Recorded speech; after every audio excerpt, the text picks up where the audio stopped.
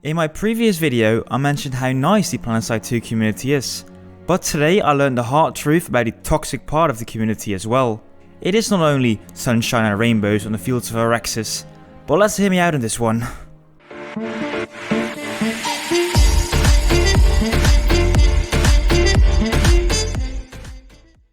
Hello and welcome back, ladies and gentlemen, welcome back to the channel. I am Faber1 and today I am in the mood to rant because I'm angry. I'm angry at a little part of the Planetside 2 community. I do have to say that this problem is not only apparent in the Planetside 2 community, but more or less in the whole gaming scene. However, I had higher expectations for Planetside 2 at least. But okay, let me start at the beginning. Yesterday, I received a comment on one of my videos from Janek Anders. Janek says this: I am pretty disappointed that Derek hasn't asked any famous YouTuber to promote the game. I guess there are a lot of YouTubers with 10 to 50k subscribers who wouldn't even ask for money. Just offer them a special account with a bunch of certs and their cash and let them play the game. I completely agree with him that yes, in this day and age with all the influence we have on YouTube, on Instagram, whatever, having a few bigger YouTubers or influencers would be a nice attempt to market the game. Like me, a lot of people agree with Janek that this should be the way forward with marketing in Daybreak games. Luckily though, Daybreak games is not completely stupid. I don't know if you guys know Winter Gaming, but he's an important figure in the StarCraft 2 scene. However, he's also a big fan of Planetside 2. He sometimes plays Planetside 2 because he likes it, but last Sunday in the Quadruple XP event, he even organized a whole Planet Day. On that Planet Day, he was doing a whole day of Planetside 2, and also he brought with him his whole army of viewers. He is mostly active as a streamer, but he also has a nice following on YouTube as well. Winter Gaming did not do a full sponsored stream, but just because he liked the game. However, Daybreak Games did assist him by giving him a few free giveaway codes with Daybreak Cash. I personally think that's a really good idea just to bring at least a bit of hype to the community around DirectX 11. That is not the only thing that feeds the DirectX 11 hype around Planetside 2 right now. What you also see right now is that Planetside 2 is popping up again in the games that gain a lot more players in the last few days. Combine that with a lot of news articles as well, and I think there is this hype right now. Thanks to the hype, we've got a lot of new players trying out the game for the first time. However, and I think this is more important, there are a lot of old players trying the game again after a long time. And while we're on the subject of influencers, one of those guys that's trying the game out again after like 2 years is Studi. Studi, or whatever how you pronounce it, is pretty big in the Battlefield scene. He has roughly 250k subscribers on YouTube and also roughly the same amount of followers on Twitch. The nice thing there about the community of Studi is that the whole community is built around Battlefield, and I think Battlefield has quite some overlap with Planetside 2. Of course you don't have the sci-fi team, of course you don't have the same beautiful Frostbite engine, but in general I think the games have some things in common. I don't think it would be very strange for one of the viewers of Studi to like Planetside 2 at least.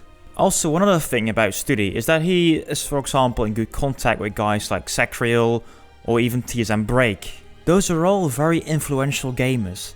And Studi himself said that he would not be surprised if, for example, Sacriel would be playing with him in a squad together. It's a bit like a game of dominoes. You push the first domino and the next one falls, and the next one falls, and the next one falls. Really, the more attention we get, the better that will be for the game, for the population, but maybe also even for the development in the future. So my expectation is that we welcome Studi with open arms. And that also happened. A lot of salty vets were giving him tips and tricks in the chat. Studi might be a sniper god, but still with some concepts in the game, for example the spawning, the healing, he still needs some help, some advice at least. Also for viewers that had questions, for example, where is the game still worth to play, is it still fun, are there enough players to play against? All those questions got an answer from the more experienced players, which is I think really nice. It's showing again that the community is really trying to push the game. But then this happened. Hey, you see what I mean? This guy was focusing me. Do you reckon this guy's in the stream? Like there was all these people around him and he's focusing on a guy here. They're weird. Oh yeah, there's a guy in the chat called Dream 8 as well. See, how can I tell? How can I tell, man? I'm like a stream sniper connoisseur. Look. Is it him? Yeah. I'm a stream sniper connoisseur. I can tell instantly. Look.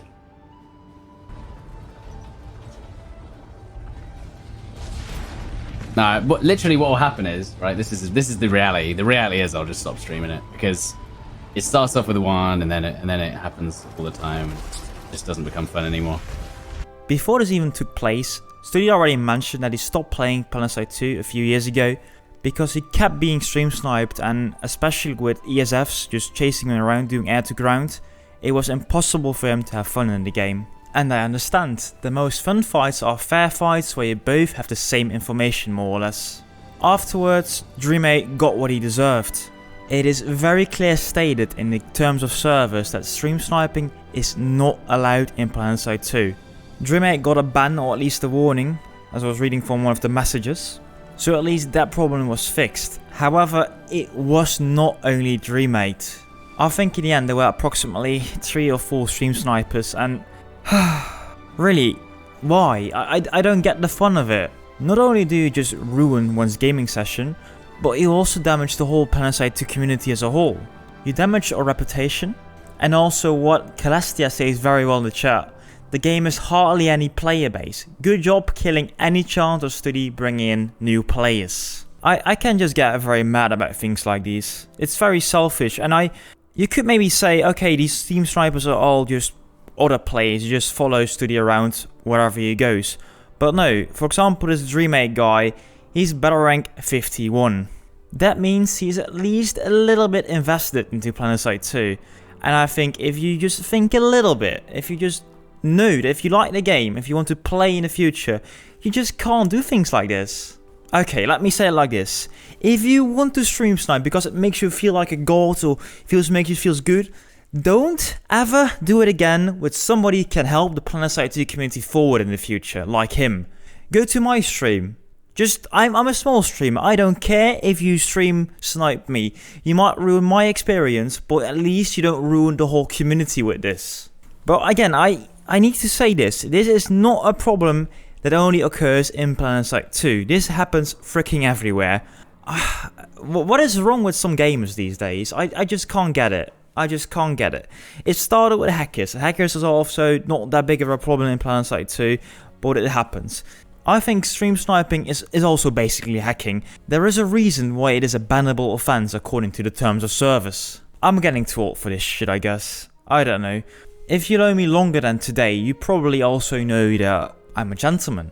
To me, manners, behavior, it is very important, and not only in real life. There is this golden rule. Don't do something to someone that you don't want to happen to yourself. So my question is, and it's not only to Dream8, but would you like it? Would you like it if you just, ruined your gaming sessions every day we log on? What if it was, hey, we see Dream8, let's kill him, let's team kill him. Why not? I'm pretty freaking sure you would not like that. You would certainly not like that. So you don't do that to someone else. This though is only a small part of the toxicity that lives in Planetside 2 sometimes. To be honest, I am blessed that I have not really noticed it myself yet. In the short time I'm a member of the Planetside 2 community, it isn't all that bad. At least not on the Miller server, at least not the last few months. However, I am curious, because there are more servers than just Miller where I play on. What kind of toxic things are happening on your server? I'm actually really curious, because normally I am pretty positive, but I don't know, I'm mad about this. I'm kind of furious, because I feel with the guy. I feel with the guy. It's not fun. Not at all. I do want to end though with a positive message. Again, this is a very small percentage of the whole community. I'm pretty sure 95 or even 99% wants to help this game forward. Even with this happening, I still think we have a very mature community.